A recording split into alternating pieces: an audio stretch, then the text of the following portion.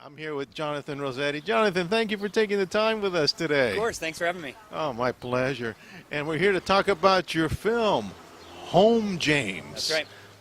You know, it seems like such a fantastic film, an interesting story.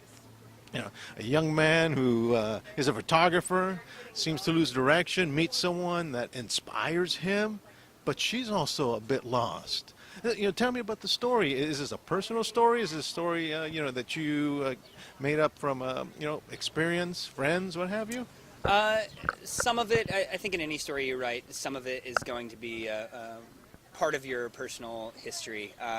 I'm a terrible photographer personally, so that part was definitely made up. And I co-wrote the script with Julie Gearhart as well, so there's certainly some of her that would be in the script. Um, it really is about two people trying to find their place in the world, and a lot of times people try and find that place through another person, which doesn't really work out. So it's sort of highlighting that difficulty that a lot of people, I think, go through.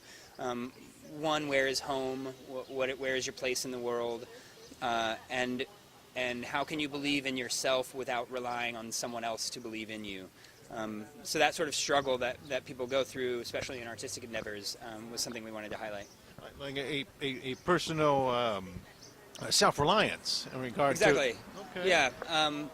Yeah. Not needing the approval or the belief from someone else that you can do it. The belief that you can do it yourself, and persevering, and also that sometimes love just doesn't work out. Uh, Right, absolutely. And James, he he seems like he's he's complex yet I don't want to say innocent or simple, but he knows where he wants to head to. He's a photographer. He in the movie he has an opening and so on and so forth. But the emotional part of him complex. Is that what you wanted to portray in the character? Were there arcing points that you really wanted to bring forth? Besides that one point, the conflicting of self. um, it's certainly the highlighting the conflicting of self, and a lot of the where is home,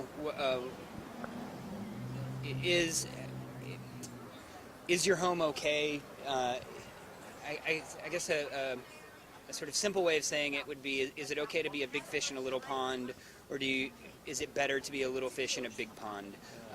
Sometimes where you are is where you're supposed to be. And I think in the movie, as a director, I tried to. You see a lot of Cooper in the film, and Cooper, James's love interest, has this. Seems to experience more than James does. What I was trying to do, what I tried to show in the film, was that you're seeing everything through James's eyes. So you're not seeing yourself; you're seeing yourself reflected back.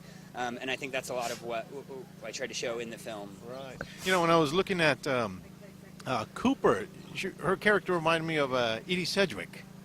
With when she was with Warhol and the whole time with the factory. She's a socialite. Mm-hmm. She's trying through escapism, alcohol specifically. Sure. Trying to find direction in a different world view. Did you base that on anyone in particular, like Edie, or is it just it was just kind of natural bringing these two worlds together, James and Cooper? It was bringing the two worlds together. I mean, it wasn't based on anyone in particular. I think, again, there's a lot of me that's probably in James, and a lot of me that would be in Cooper. This, the loss of or lack of direction in your life, and the hiding behind alcohol. And I think Cooper is a beautiful character and someone that you really feel for in the movie, because she is so obviously lost, and it's sad, because the inspiration that she gives to James is not something that everyone can give, and she so freely gives that, and I think she truly believes in James's art, but her reliance on alcohol and lack of trust in herself, really, to live life without it, and to trust in James is something that's sad and heartbreaking.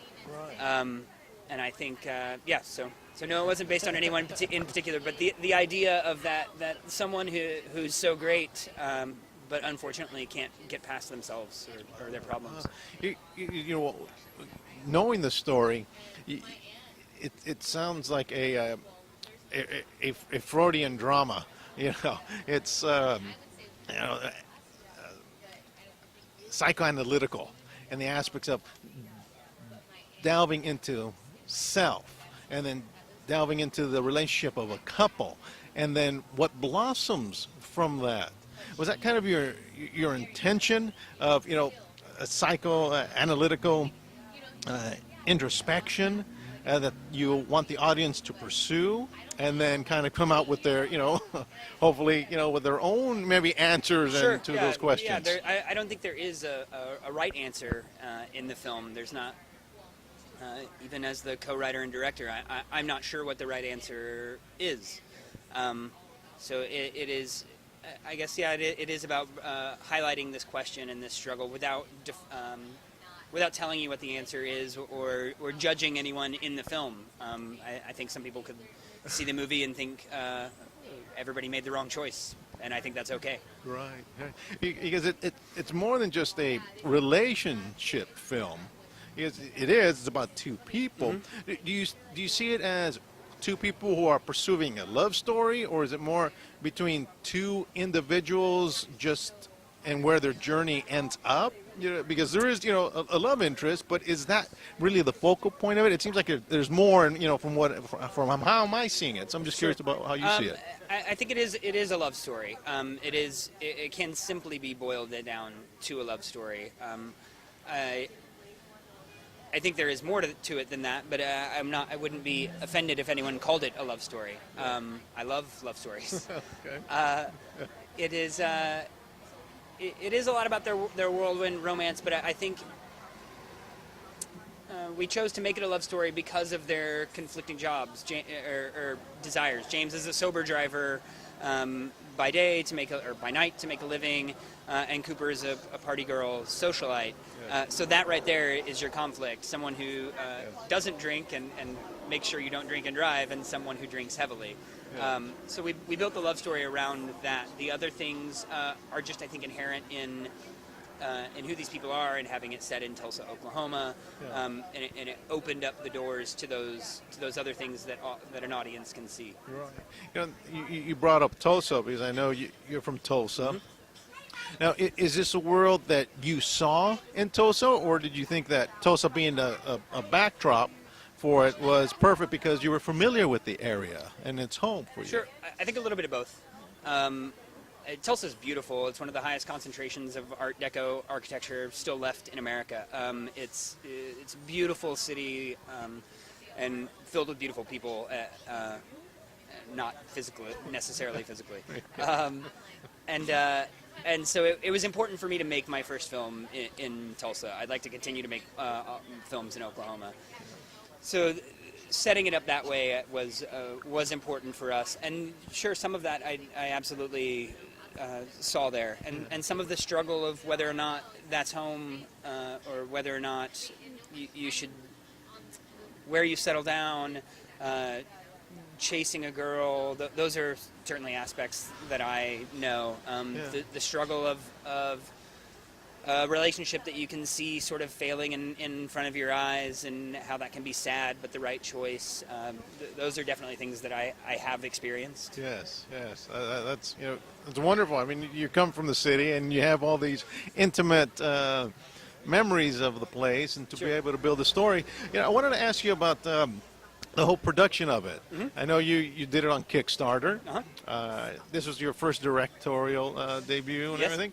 So tell me about some of the highlights and heartbreaks of all that.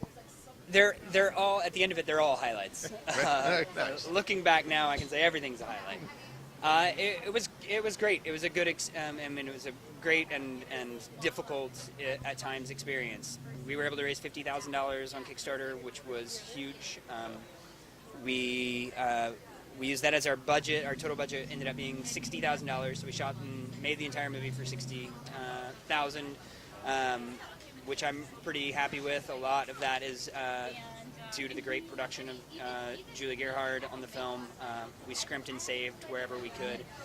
I still have a lot of family in Oklahoma, as does Julie. She's from Sapulpa, Oklahoma, which is just outside of Tulsa. And so we relied a lot on family and friends back home. Our camera car, which would usually be a big truck with a huge apparatus and all sorts of braces, was a 74 El Camino that we borrowed from a guy I knew in high school who still lives there. And we just ratchet strapped the camera to the back, put the DP in there, and hoped for the best. It worked out okay. There was a couple of really cold nights riding the moped. I would say they were a difficult experience. We couldn't just decide that James suddenly wore a big heavy coat just because it was 40 degrees outside. So yeah, it was great. I mean, I think the support of Tulsa was pretty amazing. A lot of restaurants donated meals for us to feed everybody. Certainly the help of our friends and family back home was amazing. Oh, that's fantastic. All that extra help, doesn't it? Yeah. It's beautiful. Yeah, it was necessary. Yeah. I understand. I want to ask you, and the film can be found on online and all the social media. Tell me about that. Sure. We are on social media at facebook.com/HomeJamesTheMovie, and we're on Twitter at HomeJamesTulsa. The movie hits theaters actually April 18th in New York and LA, and then we're moving to Portland and Tulsa on May 9th. And then the film is going to be available later this year through Devolver Digital Films. We just got distribution through them. We're super excited to be able to work with them. They're a great family of filmmakers and are really going to do a great job in getting the film available. So later this summer it'll be iTunes and VHX and cable VOD and everywhere. Wow, fantastic! Look, from beginning with Kickstarter, starting off, I think you mentioned checking every day, make sure Absolutely. to getting distribution. It's been quite a journey, and I think seeing the poster on the marquee will be the moment when it really feels like we're there. Wow. It's been a long, amazing process. Fantastic. Well, Jonathan, congratulations, and thanks for taking the time with us today. Awesome. Thank you so much for having me.